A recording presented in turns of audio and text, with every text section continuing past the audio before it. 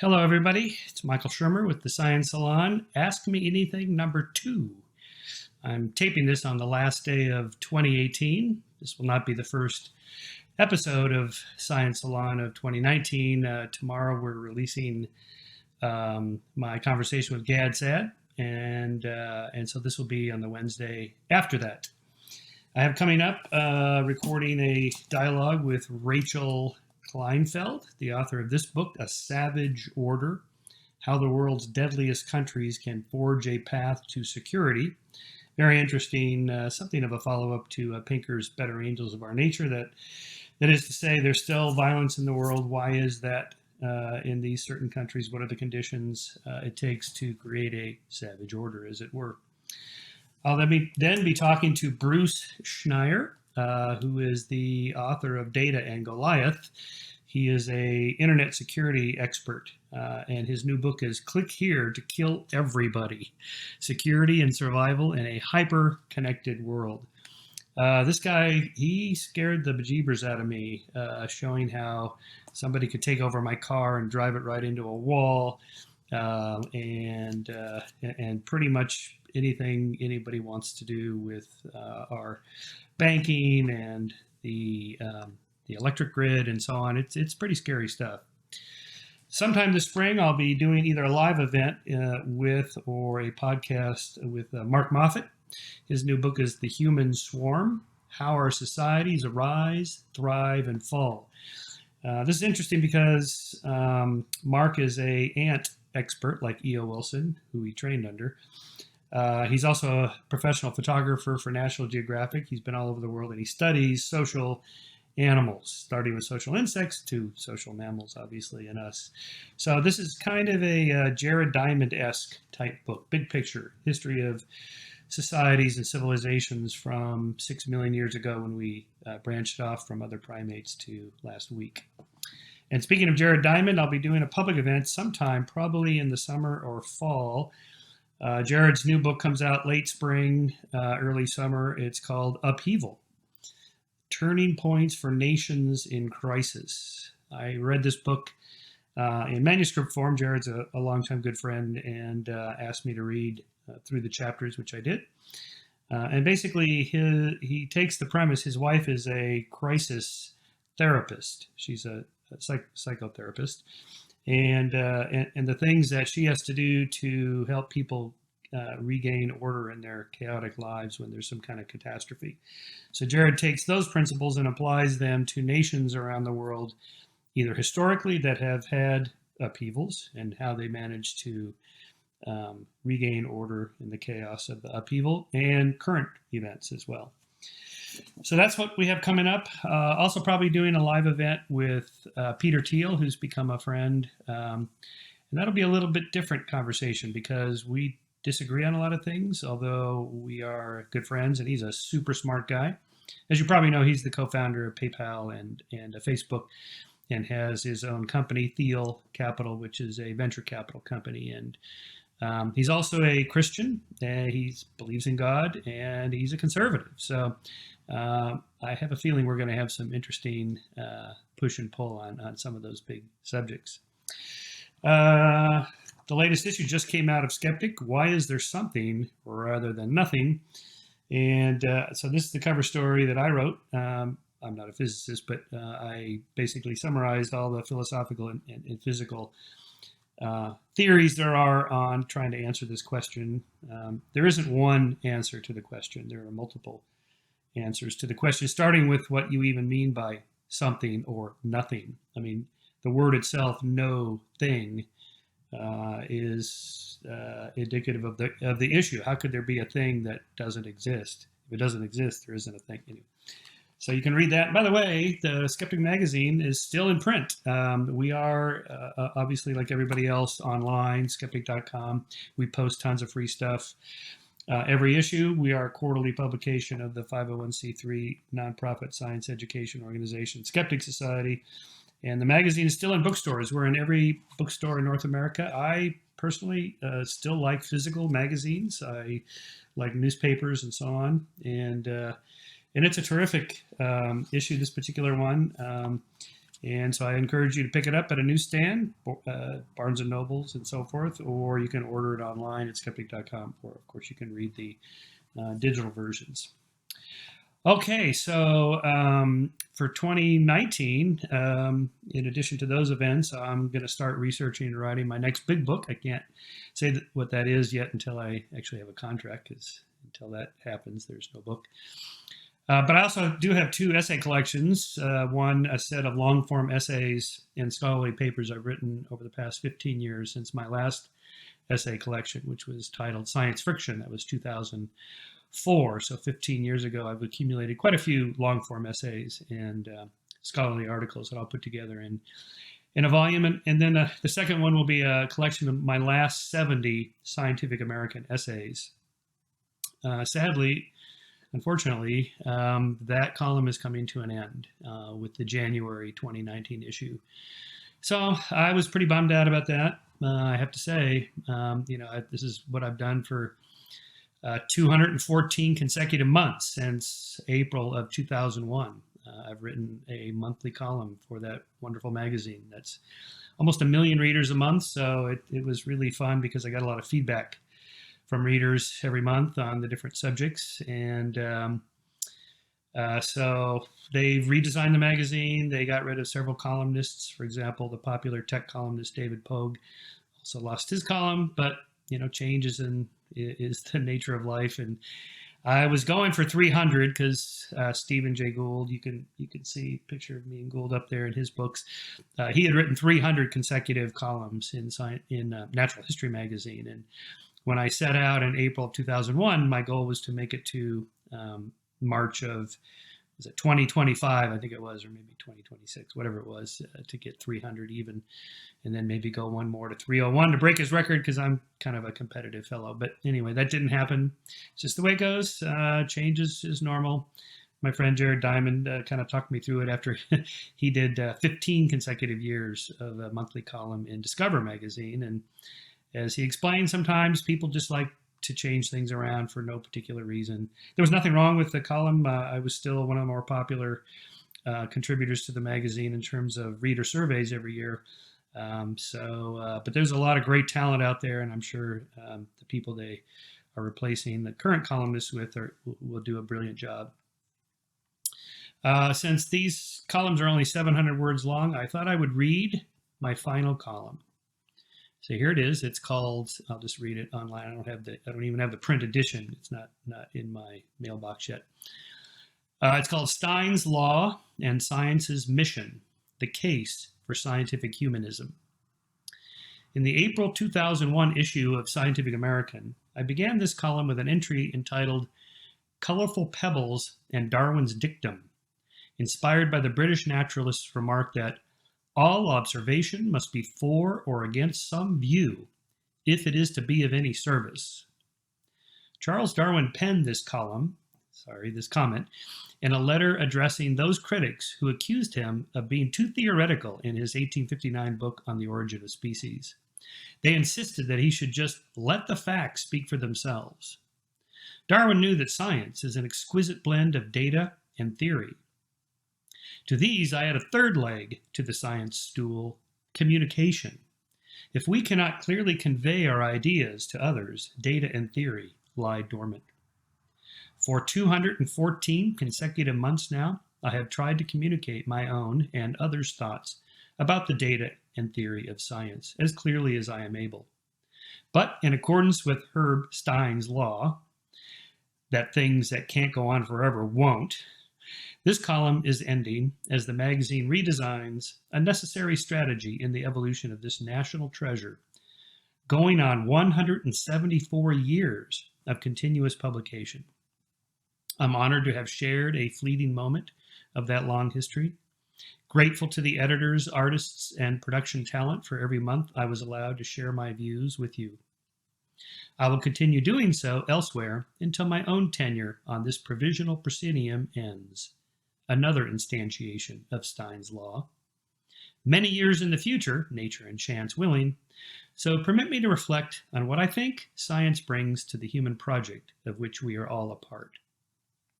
Modern science arose in the 16th and 17th centuries following the scientific revolution and the adoption of scientific naturalism. The belief that the world is governed by natural laws and forces that are knowable, that all phenomena are part of nature and can be explained by natural causes, and that human cognitive, social, and moral phenomena are no less a part of that comprehensible world.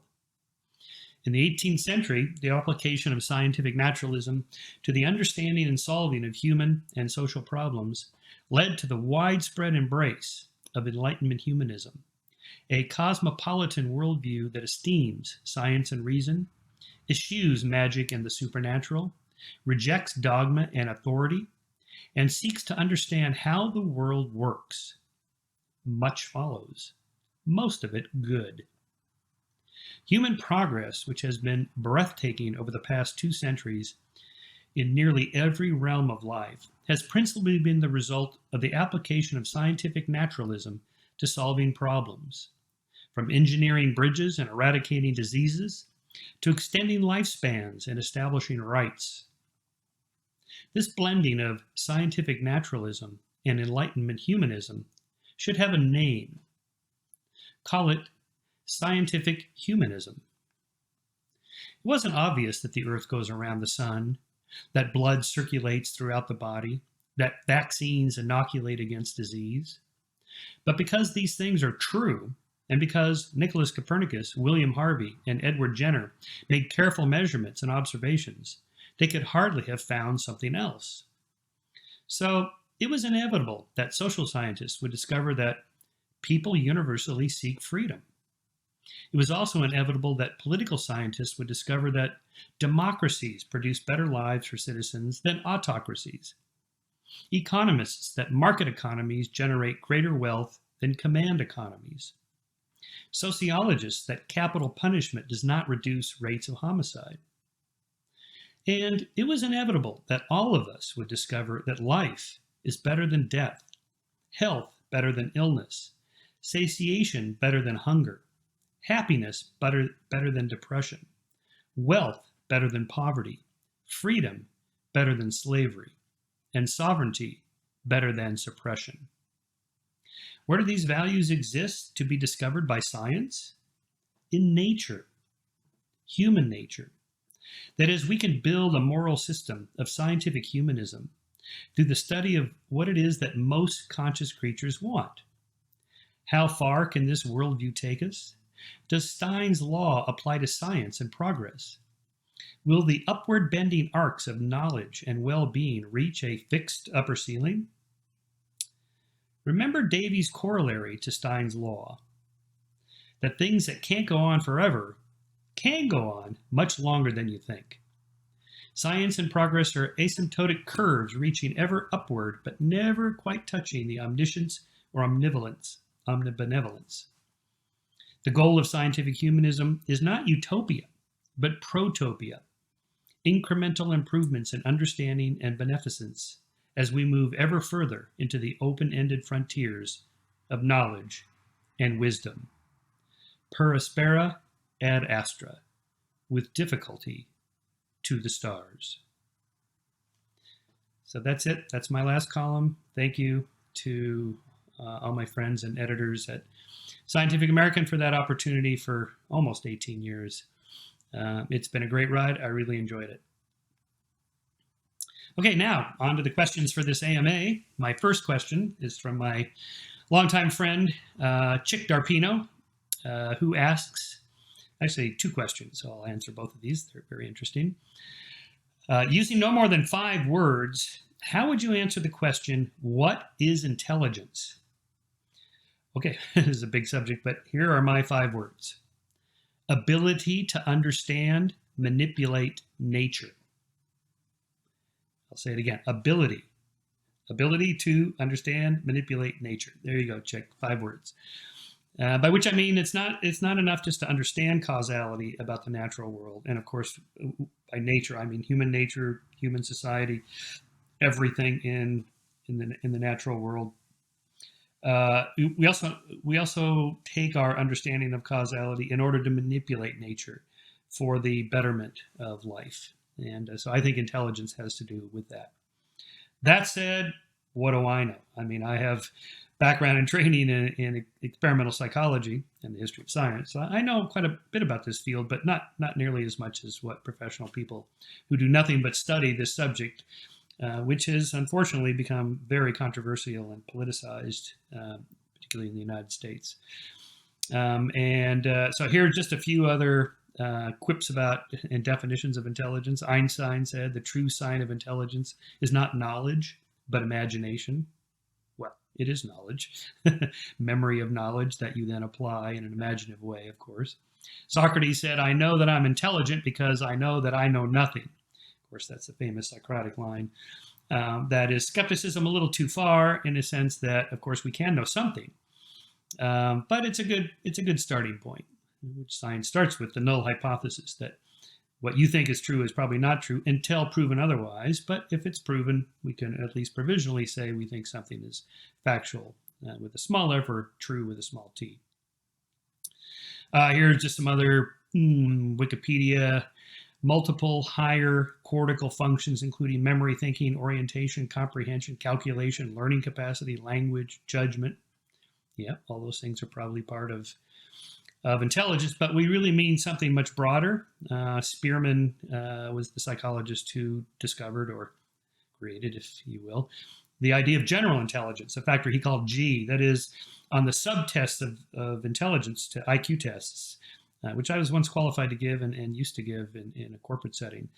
That people that do well on one of the subtests are likely to do well on all of them, or at least on average better than other people if they're better in one subfactor. So this is what they call loading for a general factor G. So that's been a pretty strongly supported theory for decades, and there's pretty good evidence to support that there is such a thing as G, general intelligence. But that concept, of course, has been modified. Howard Gardner revised it with his theory of multiple intelligences, which set forth 8 distinct types of intelligence: linguistic, logical mathematical, musical, bodily kinesthetic, spatial, interpersonal, and intrapersonal.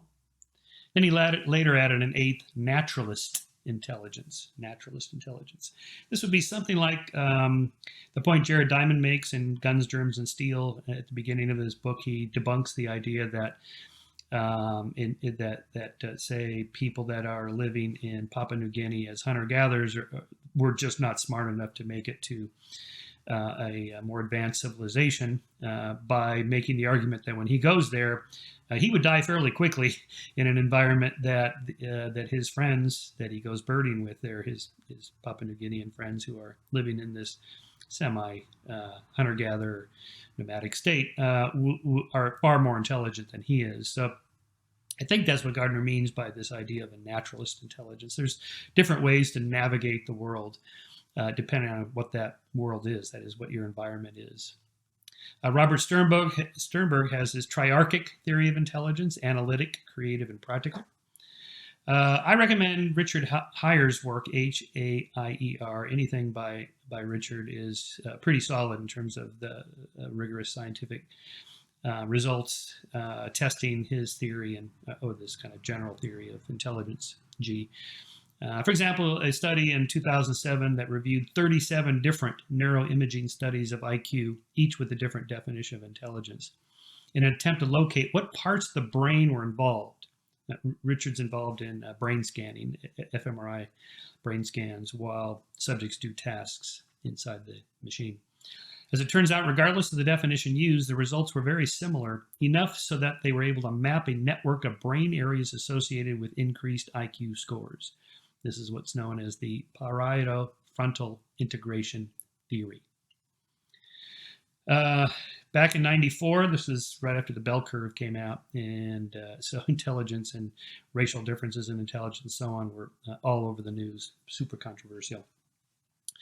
There was an op-ed published in the Wall Street Journal signed by 52 researchers on intelligence. These are professionals who do nothing but study intelligence. A very general mental capacity that, among other things, involves the ability to reason, plan, solve problems, think abstractly, comprehend complex ideas, learn quickly, and learn from experience. It is not merely book learning, a narrow academic skill, or test-taking smarts. Rather, it reflects a broader and deeper capability for comprehending our surroundings, catching on, making sense of things, or figuring out what to do. Okay. And then finally, from a book, 1995 book, again after the bell curve, titled Intelligence, Knowns and Unknowns, published by the Board of Scientific Affairs of the American Psychological Association, the APA. So that's the main association of professional psychologists. Here's what they say. Individuals differ from one another in their ability to understand complex ideas, to adapt effectively to the environment, to learn from experience, to engage in various forms of reasoning, to overcome obstacles by taking thought. Although these individual differences can be substantial, they are never entirely consistent. A given person's intellectual performance will vary on different occasions, in different domains, as judged by different criteria. Concepts of intelligence are attempts to clarify and organize this complex set of phenomena. Although considerable clarity has been achieved in some areas, no such conceptualization has yet answered all the important questions, and none commands universal assent. Indeed, when 24 prominent theorists were recently asked to define intelligence, they gave 24 somewhat different definitions. So there you go, Chick. That's a long-winded way of summarizing what little I know on the subject beyond my 5 words. Okay, Chick asks a second question. I'm going to give him, because he's a friend, 2 questions. Can science empirically test the hypothesis that an extraterrestrial intelligence factually knows we exist?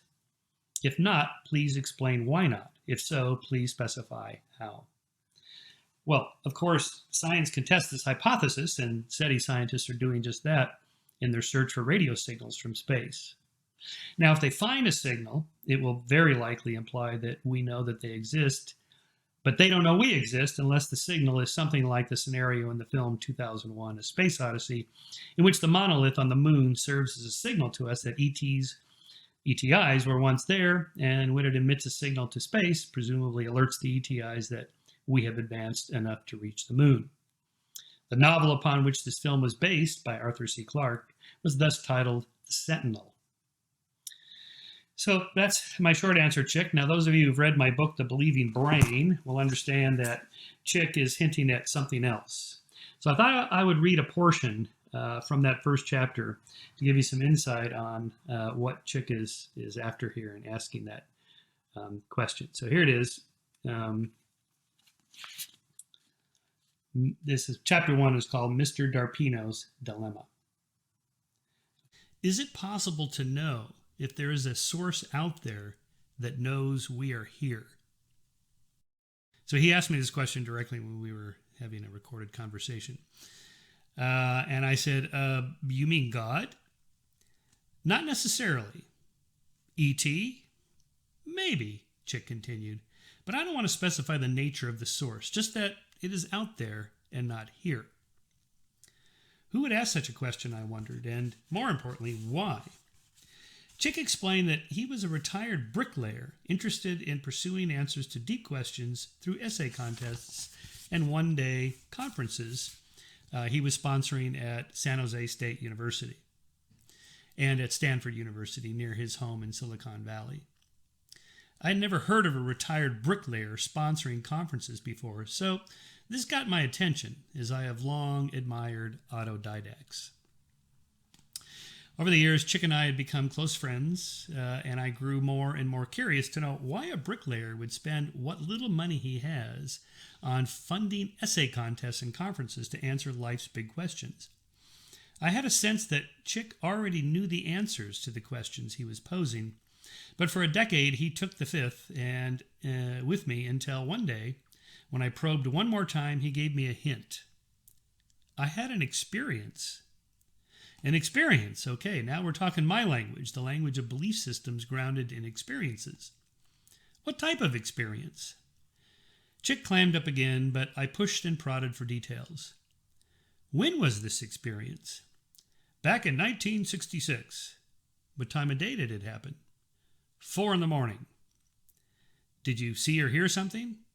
I don't want to talk about that aspect of it.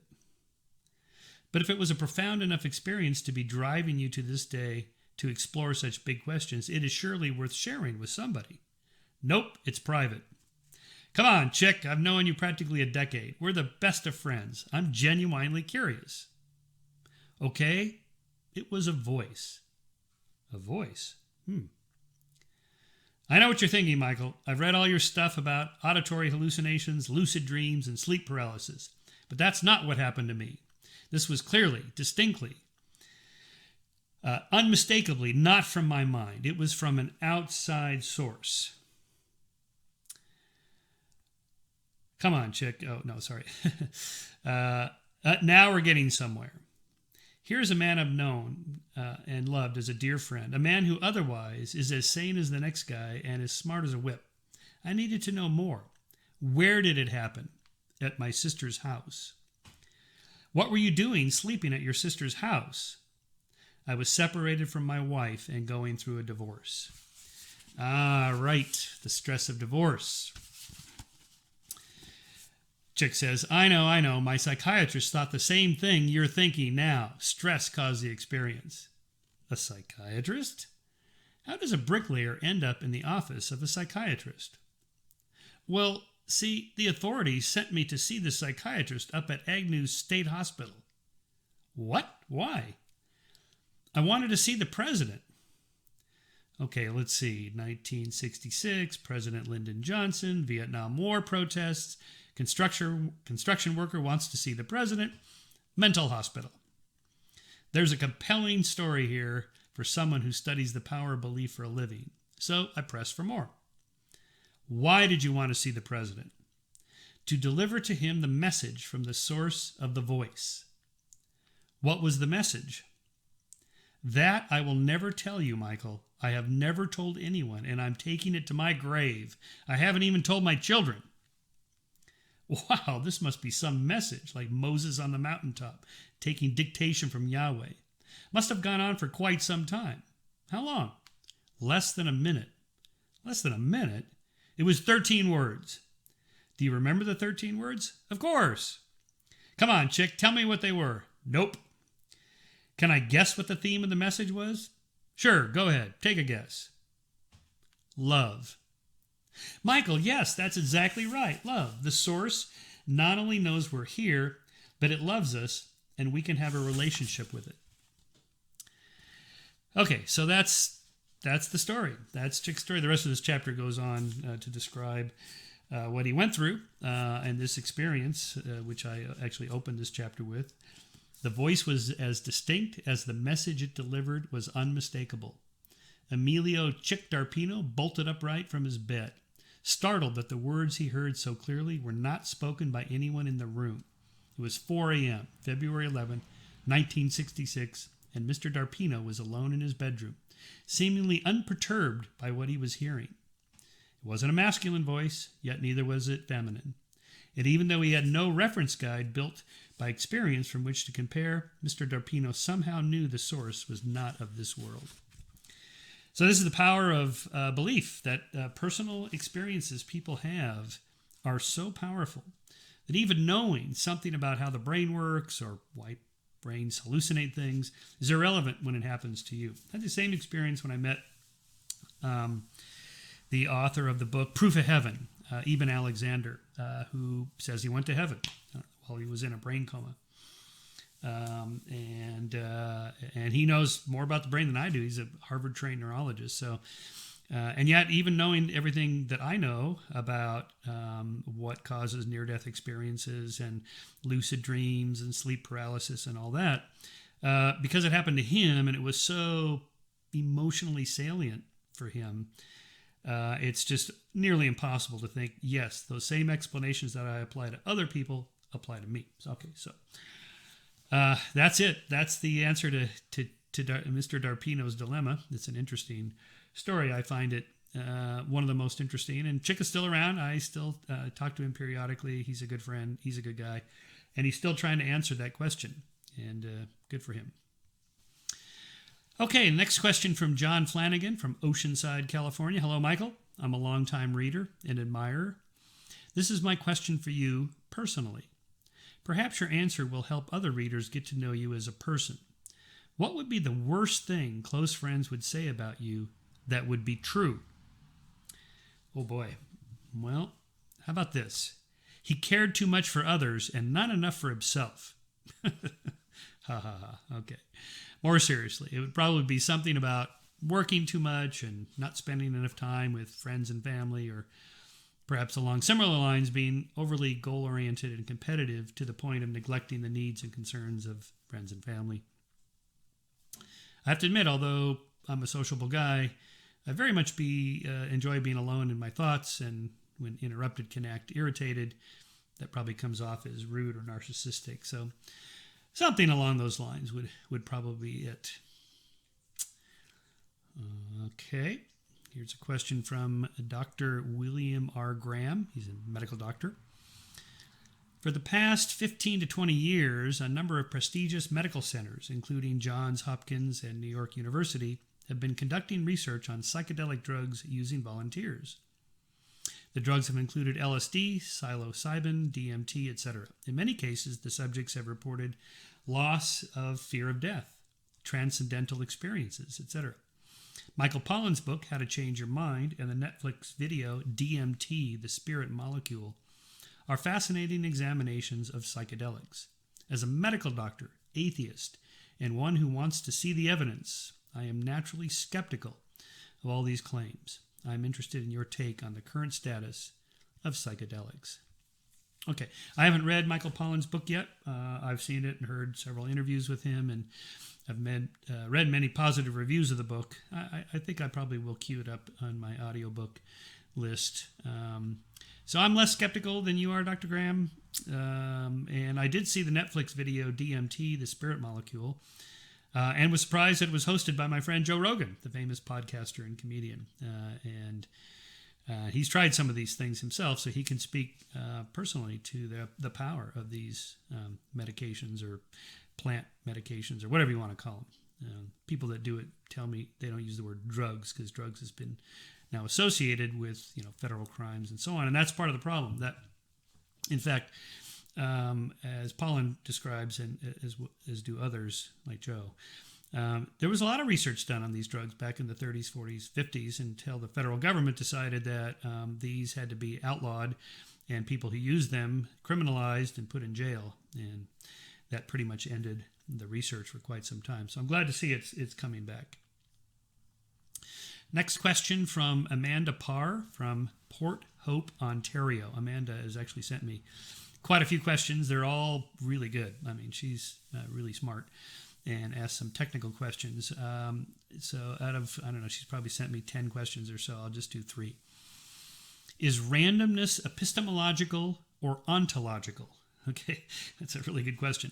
Well, I think it's both. Obviously, from what I do on a day-to-day basis, explaining apparently supernatural, paranormal phenomenon, part of the reason for that is that people misinterpret randomness. Things just happen randomly, but our brains are not well equipped to grasp randomness, the law of large numbers, probabilities and statistics and so on. So we tend to lay patterns, I call this patternicity, tendency to find meaningful patterns on both meaningful and meaningless noise. And so randomness just disappears. So in this sense, it's an epistemological problem. There is, in fact, some particular cause that we just don't understand. In terms of ontological, well, according to my quantum physics friends, there is a certain element of true randomness at the quantum level. That is to say, there is no demon that can understand every a little subatomic particle movement and therefore ultimately make predictions. It's not possible. They are truly random. Amanda's second question: do you believe there is any level of granularity that is more salient and fruitful in explanations than others? If so, on what basis? And do you believe that all explanations could be reduced or expanded to that level? Okay, this is a really good question. Say, take something like the difference between physics and economics. That it's not that economists dismiss quantum physics. It's just that at that level of granularity of what's happening at the subatomic level, has no explanatory power for the economist who studies these large-scale statistical phenomenon related to human choices in a social system and economy. So there's really no reason for them to even, postulate that kind of granularity. It only has to come up to people. So people are the atoms of an economy, something like that. This has to do with this issue of reductionism. It's become kind of a bugaboo word that some scientists get accused of reducing everything to particles. Well, everything can be reduced to particles. It just depends on what level of analysis you want to operate at. Psychologists, social scientists, and so on, economists don't operate at that level. There's no need to. And it doesn't mean that one is better than the other. It's just useful tools for understanding causality at whatever level you're working at. Finally, Amanda's third question, another good one. What is your take on the implications of Stuart Kauffman's adjacent possible, where he emphasizes the absence of a deterministic set of relevant determinants for determinism? Okay, again, another really good question. As it happens, Amanda, I was at a conference with Stu, who's a longtime good friend, in Italy, in Cortona, Italy, Tuscany area. And it was a really interesting conference at this kind of redesigned or remodeled monastery. And because religion is on the decline, you have to do something with these churches and monasteries. And so they remodeled it into a conference center with hotel rooms and so on. It was really great. And Stu there presented, I think for the first time, this idea of the adjacent possible. I will read to you just a couple paragraphs from his edge.org essay. So if you go to www.edge.org and you look under Stuart Kauffman, or if you just type in the adjacent possible, you'll get his essay. It's a long essay. It's a very technical one. But this is kind of the fun part where he then gets to large scale. He starts at like atoms and molecules and so on. And then he gets up to organisms. So now I'm quoting from Stuart Kauffman. Darwin talked about pre-adaptations, by which he meant a causal consequence of a part of an organism that might turn out to be useful in some funny environment and therefore be selected. The story of Gertrude the flying squirrel illustrates this.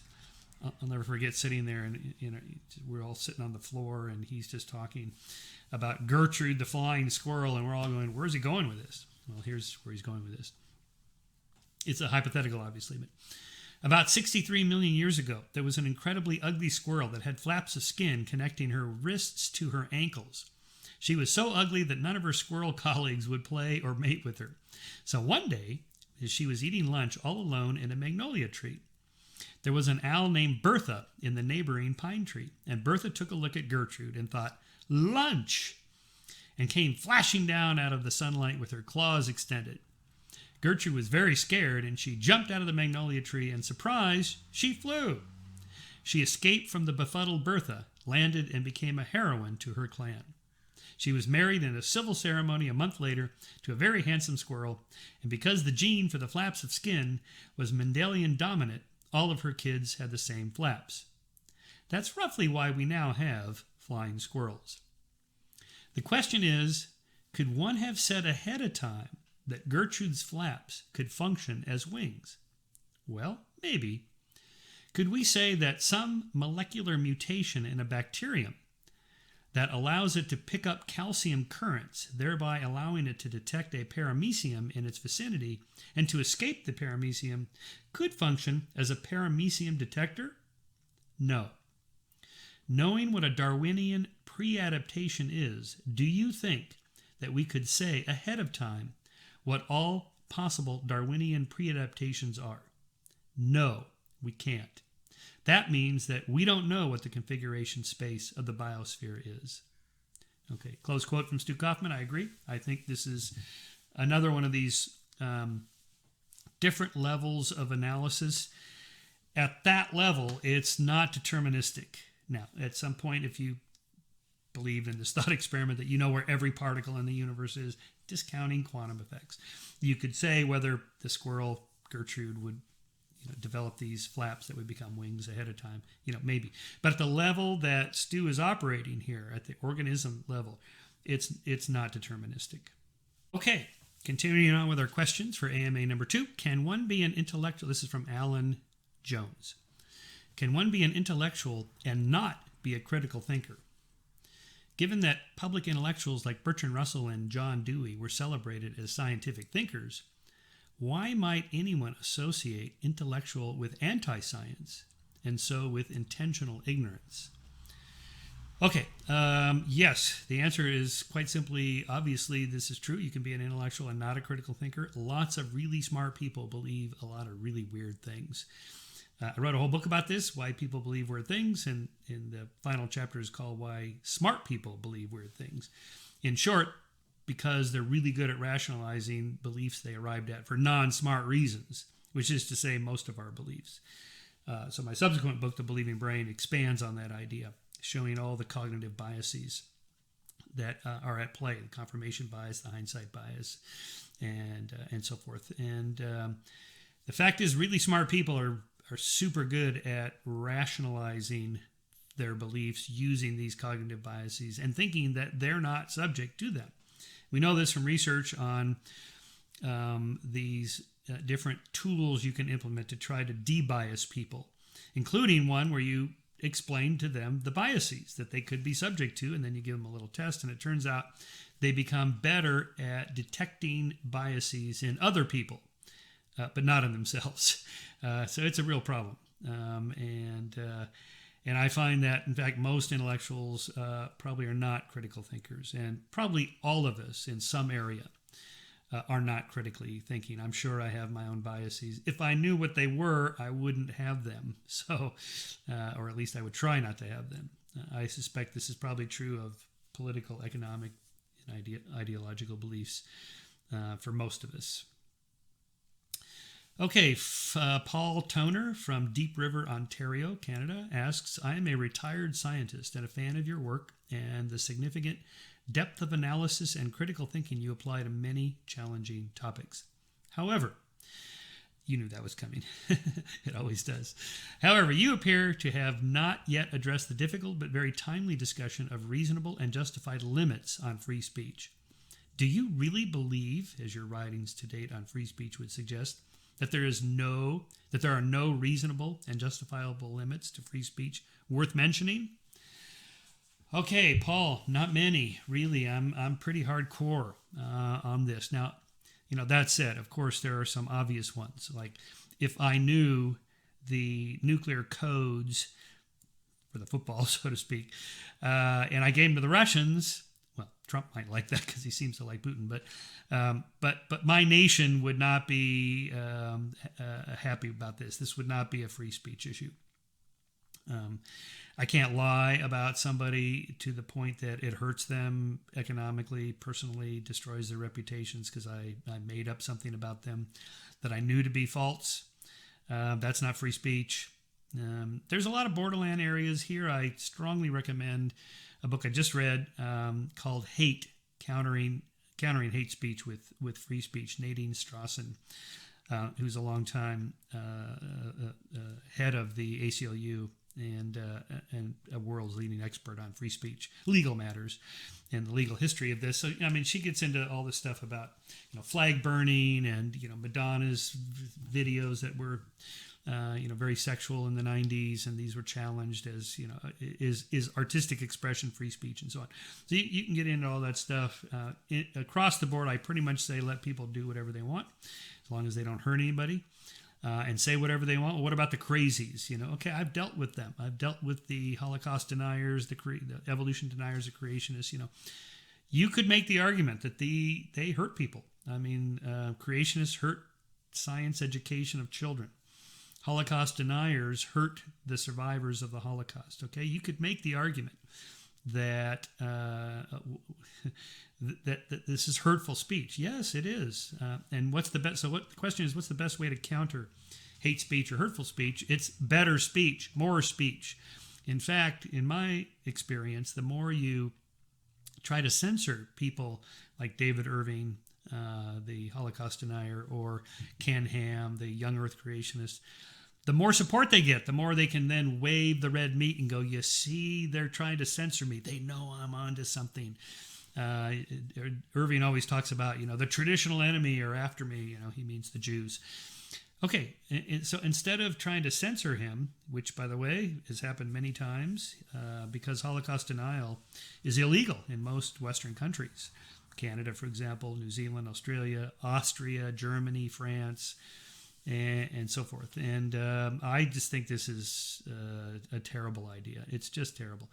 In fact, Irving got arrested at the airport in Austria when he went there to give a speech, just under the idea that he might say something denying the Holocaust. So in essence, a thought crime. He was merely thinking about it, and he was jailed. I wrote a letter to the judge in support of David Irving. Now, look, I have debunked him. I wrote a whole book denying history, debunking him. I've written subsequent articles about David Irving. He's wrong, but the best way to show he's wrong is to show he's wrong. Don't shut him up. In fact, give him all the airtime he wants just to show how idiotic these ideas are. And anyway, so I'm pretty hardcore on that. By the way, Nadine makes the point that if you argue that speech is a form of violence and therefore it should be censored, that in the 1850s, that abolitionists that went to the South to agitate against the slave trade, their speech could have led to, and did in some cases, slave revolts, which were violent, and people were killed in the name of agitating through speech for the abolition of slavery. Those people could have been locked up under this idea that we have today that hate speech is violence, and therefore speech equals violence, and therefore we should censor speech because we don't want to have violence. Can't do it. It's a bad idea. Okay, Michael Enright asks, does Christianity do more good than harm? Short little question. Well, I've debated this very question with Dinesh D'Souza several times. Obviously, he argues that it does more good than harm. I argue the reverse.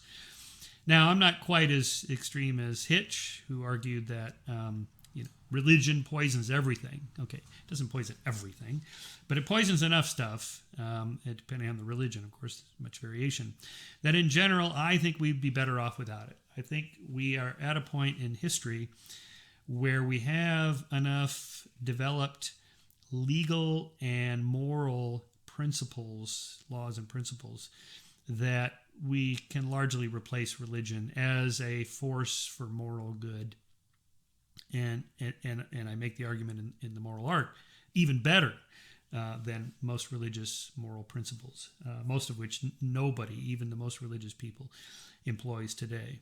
So in general, that's my answer to that. If you want the details, you can just Google Michael Shermer, Dinesh D'Souza, and you'll find those is religion a force for good or evil debates.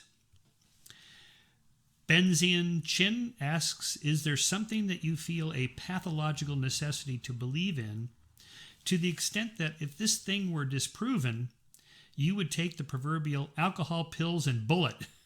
Wow. One thinks of the examples of the Three-Body Problem novel and the recent Doctor Who episode, Extremists, where you have scientists committing suicide in mass because they have come to believe that the laws of physics are not universally applicable, or that we are really just computer programs without any free will. Okay, no. I'm not taking alcohol, pills, or a bullet for any kind of existential angst that a scientific worldview might bring. In any case, it doesn't, I don't think, necessarily create a sense of existential loneliness or meaninglessness in any case. But even if you did, so what? Because we don't operate at that level. You operate at the level of you're in your home, you have family and friends, day-to-day activities, your job, your meaningful hobbies, and so on, none of which has anything to do with some particular scientific theory causing you angst. I actually wrote one of my Scientific American columns was called Alvey's Error. I've used this example many times. So pardon me if I sound repetitive, but Alvy is Woody Allen's character, Alvy Singer in Annie Hall. And there's a flashback scene where he's a young boy and his mother's taking him to the psychiatrist because he won't do his homework. And so the psychiatrist says, Alvy, why won't you do your homework? The universe is expanding.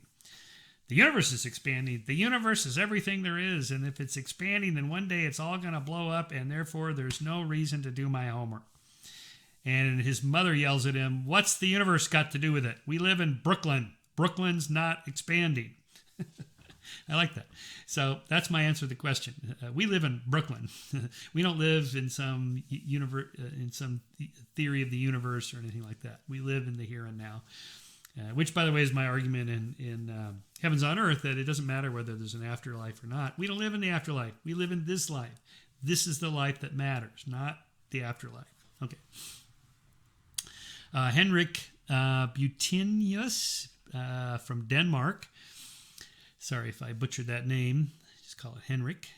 Why do people sin so much if they believe in God? Okay, well, to me, it's one of the delightful hypocrisies is to catch somebody who's constantly preaching about moral principles and then they violate them themselves. Of course, we all do this.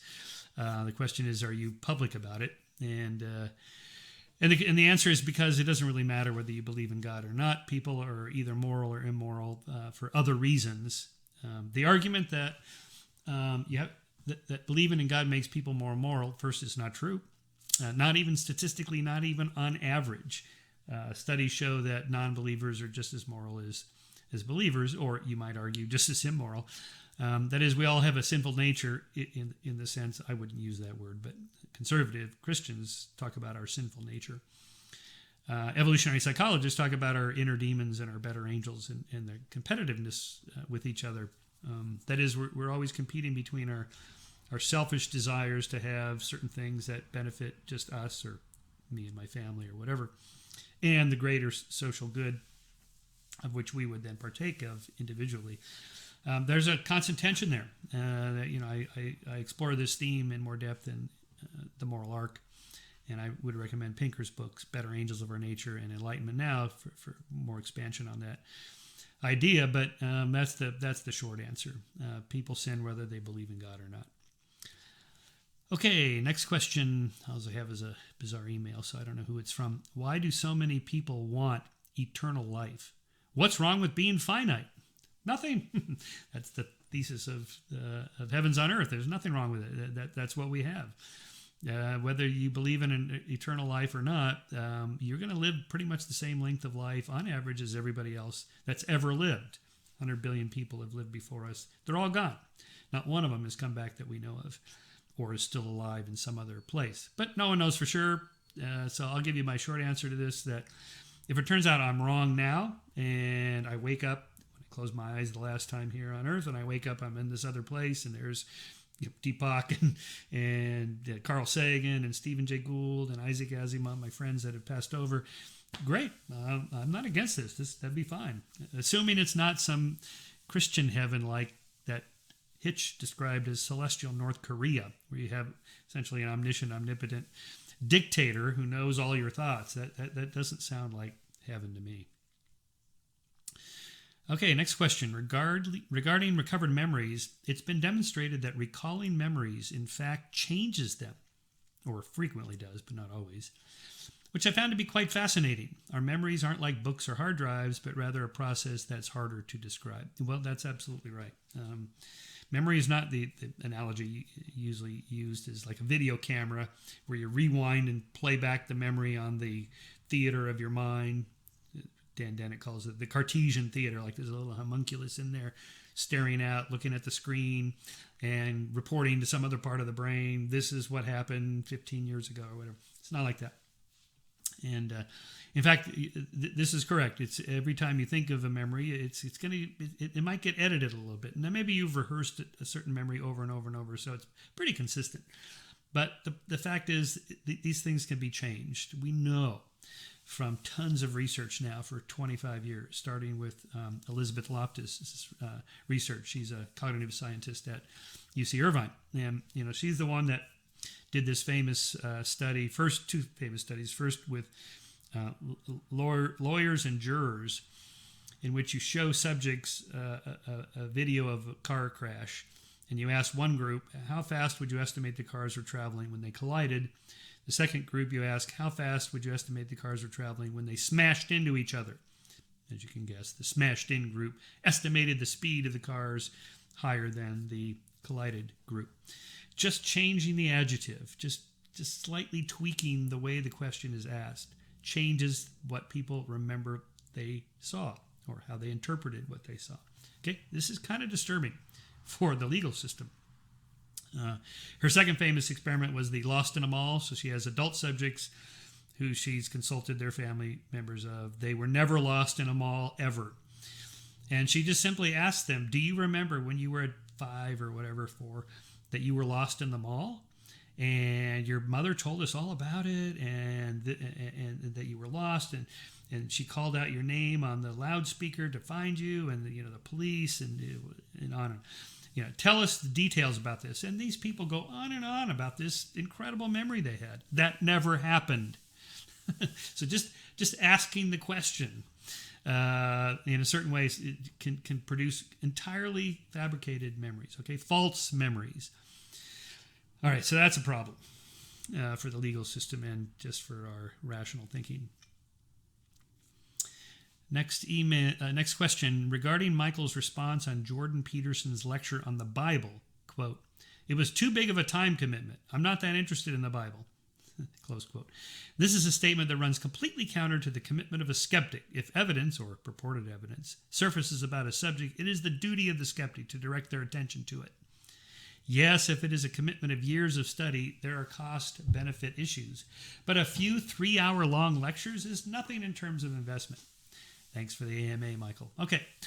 He's referring to a little story I told of when Jordan Peterson first came on my radar.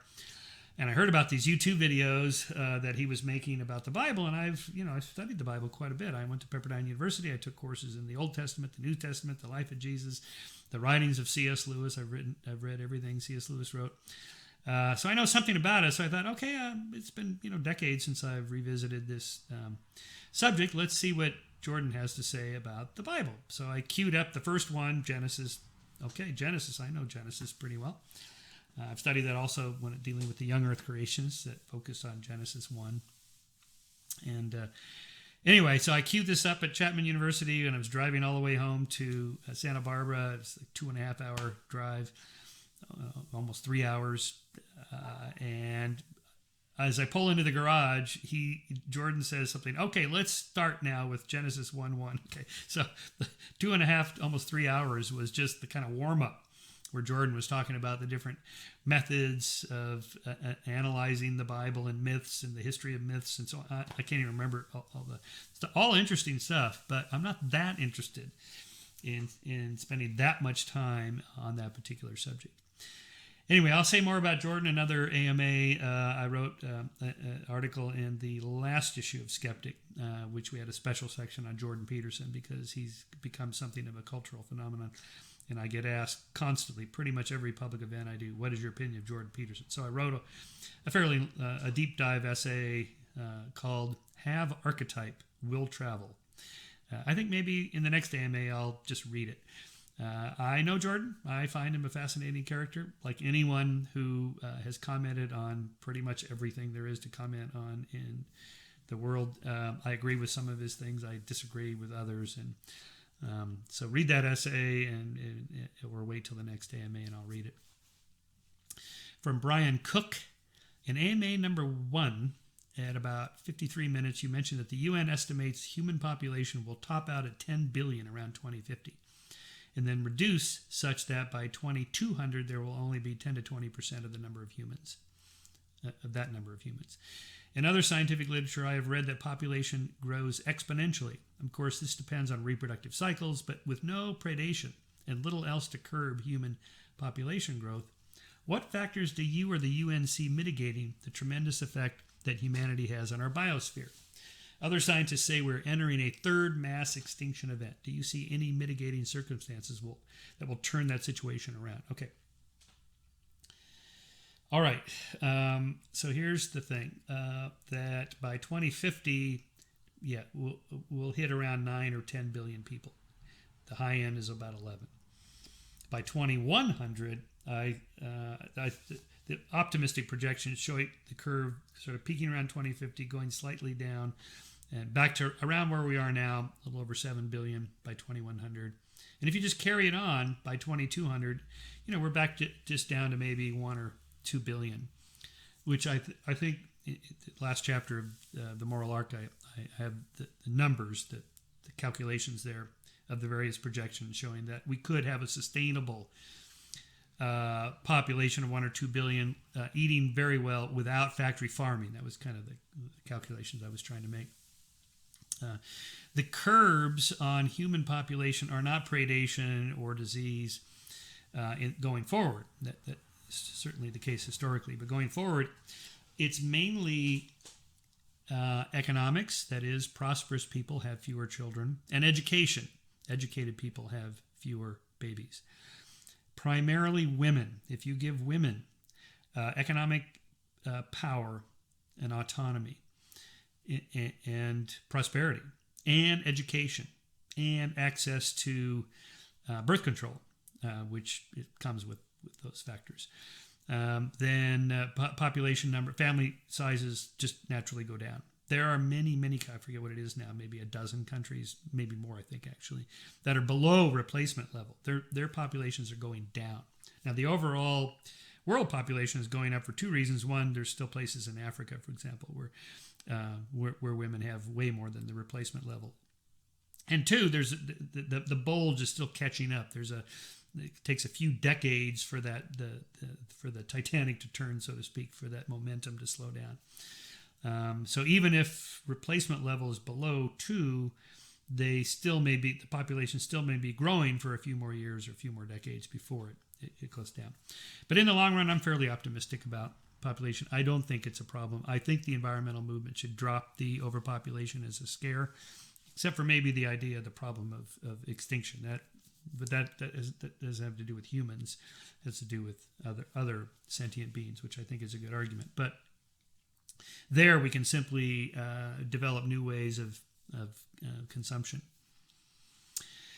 Okay, next question. Mirza Ashraf asks, are humans by nature homicidal and warmongering, or is it a learned behavior? Okay. Again, read the Moral Arc, read Pinker's The Better Angels of Our Nature. It's not either or. In fact, anybody who writes on human nature will tell you it's not either or. It's not like we're by nature homicidal or we simply learn to be homicidal. It's both. Clearly, we have a capacity, our inner demons there, to have violence, and we learn it. Anyway, it's a super long answer to the question that I spent a lot of time, a whole chapter on in the Moral Arc about this. It's wrong to think of violence as, not wrong. It's not useful to think of violence as just evil and we should eliminate it. There's a perfect logical reason why certain kinds of violence happen, and it begins with Dawkins' The Selfish Gene. And so that's where I say, just start from there and you build. You have to be able to push back. As Richard says, the difference between a rock and an organism is if you kick the organism, if you kick a rock, it doesn't kick back. You kick an organism, it kicks you back.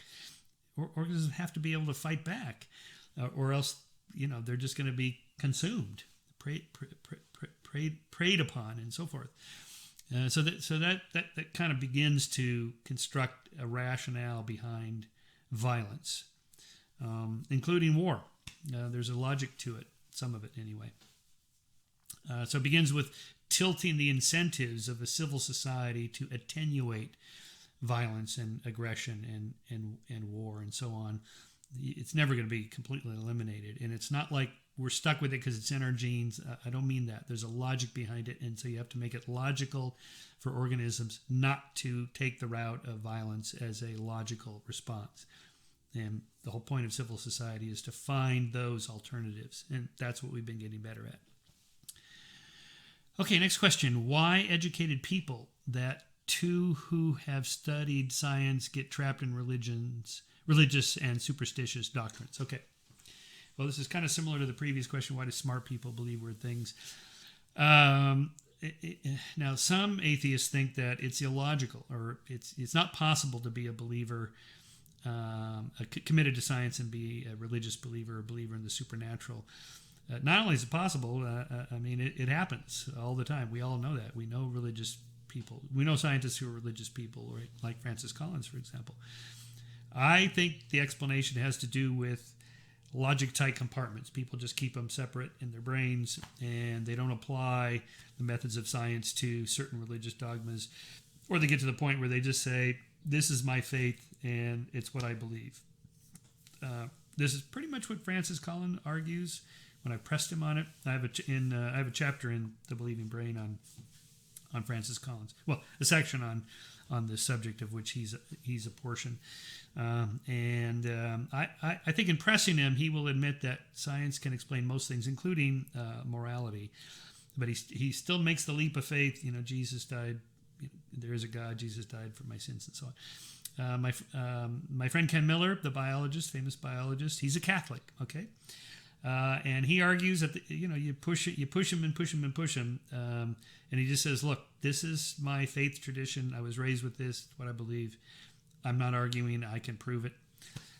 This was Martin Gardner's position, which he called fideism. That is, he said that atheists have slightly better arguments than theists, but I believe nonetheless. Okay, really, there's not much more to say beyond that. If someone says I can't prove it, I have no evidence for it, it's just what I believe, well, it's kind of the end of the conversation. Gary Wittenberger from Tallahassee, Florida asks, with respect to fetuses and abortion rights, what is your view of personhood? Okay. This is a good question because Gary just wrote an article for Skeptic that we just published on this, in which he makes the argument that we can solve this conundrum we have been unable to get past between the way scientists think about life and the way lawyers or legal people think about life. That is, scientists operate in a spectrum. There is no point at which life begins. It never ended. It's been continuous all the way back for billions of years. Sperm and egg are alive. What do you mean by life? But for the law, we have to draw the line somewhere. You say, okay, that's when life begins. So therefore, after that, you can't kill it. So abortion would be illegal in most states now. After Roe v. Wade, this is, after the first trimester and into the second trimester, mostly illegal, and third trimester definitely illegal. Exceptions with the life of the mother at risk.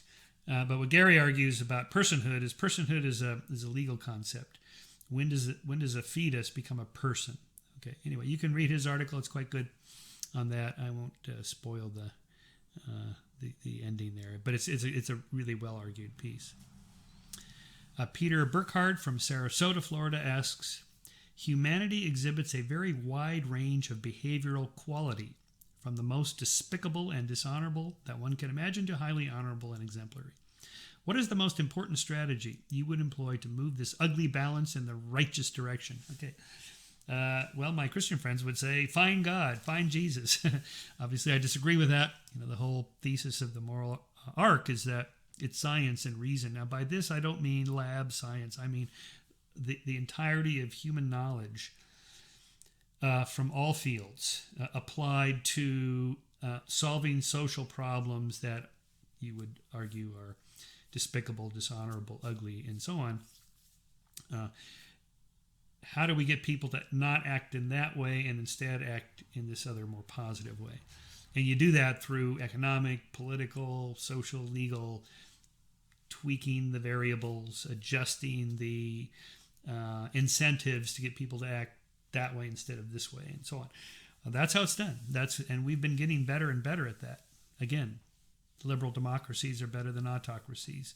Free markets, capitalist markets are better than command economies, and so on. So that's the short answer to that. Okay.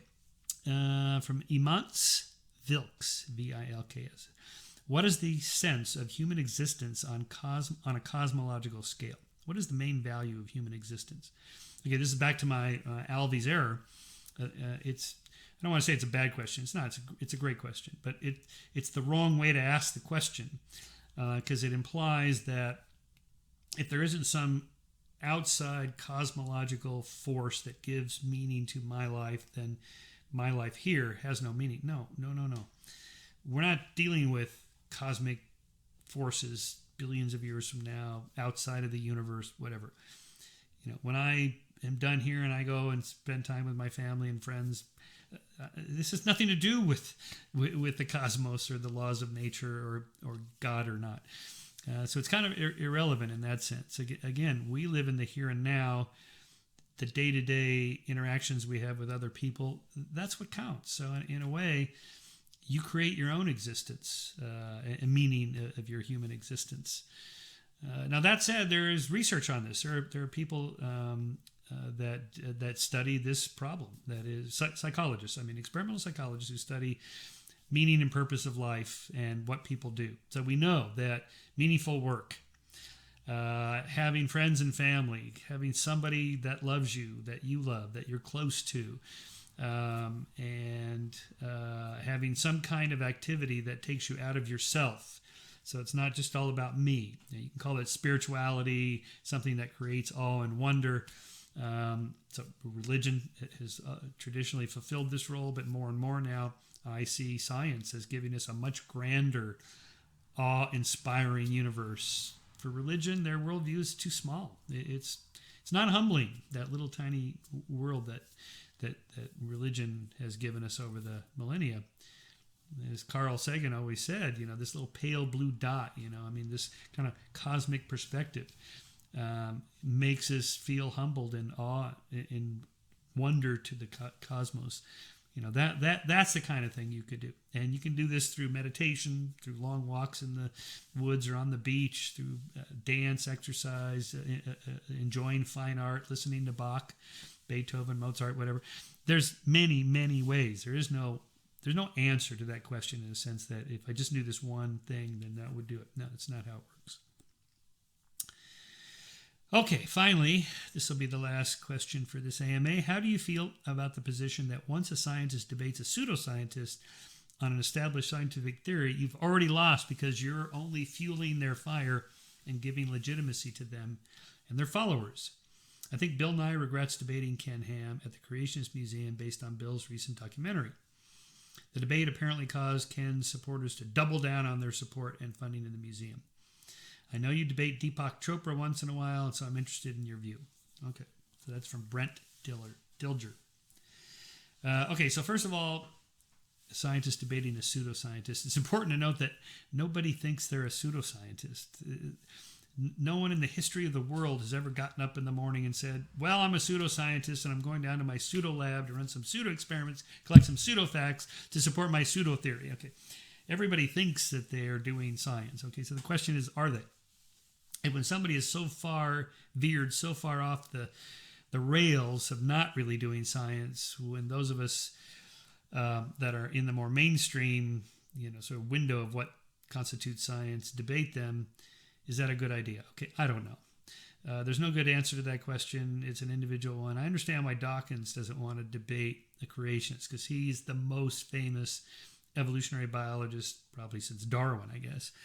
And so for him to risk doing that, that's a big risk. But this is what I do, for a living. In essence, I confront, I counter bad ideas with good ideas. And Bill's a good friend. I know he wanted to do good with that debate. I think he did. He came to my house, actually, and my geologist friend, Don Prothero, who is an expert on debating creationists, kind of helped coach him particularly on geological and the fossil record of countering the creationist arguments. And I thought Bill did a bang-up, brilliant job of doing that. Did he change people's minds in the room? Probably not. It's just not how it works. But you're not after the people that are already committed to the belief. You're after the so-called undecided voters, the people that have maybe heard about young Earth creationism or heard about Deepak's ideas or heard about this or that, but they haven't really committed to it. So you present your case. Maybe they go this way, maybe they go that way. Who knows? It's a risk. But the idea that you can't talk people out of their beliefs, particularly, if they're committed, that's not true. I get letters all the time from people that have changed their mind after they read one of my books or columns or seen my debates or whatever. Minds are changed. It does happen. Maybe it happens the other direction too. I don't know. It's always a risk. But for me, again, back to the free speech issue, just put it out there. Just let everybody have their say and make your best arguments. I am very confident that I can lay out an argument for evolution and the Holocaust, to give those two examples again, in a way that it's pretty compelling. Now, if you're just totally committed and you're blind to any facts, okay, well, nothing I can do about that. But most people are not that committed. I think they're open to the idea that they could be wrong. Okay, not always, not everybody, but okay. So that's it. That's my thoughts on that. And so again, thank you for your support throughout 2018 of the Skeptics Society, of the Science Salon podcast, for reading my columns in Scientific American and so on. We are a membership-supported organization. Again, we're a 501c3 science education organization, so you can support the Skeptics Society. You can go to skeptic.com and click the little donate button. You can do it through PayPal, through Patreon, through checks, through credit cards, whatever. And all that is really important for what we do. You can pick up a copy of Skeptic in the local bookstore or online through your tablets and so on. All that's part of our mission. So I really appreciate the support you've given us over the years. We're now entering our 27th year. We started in 1992, and we have no intention of slowing down. The work still needs to be done, so we'll continue fighting the good fight. All right, thanks everybody. Appreciate you tuning in and listening. Bye-bye.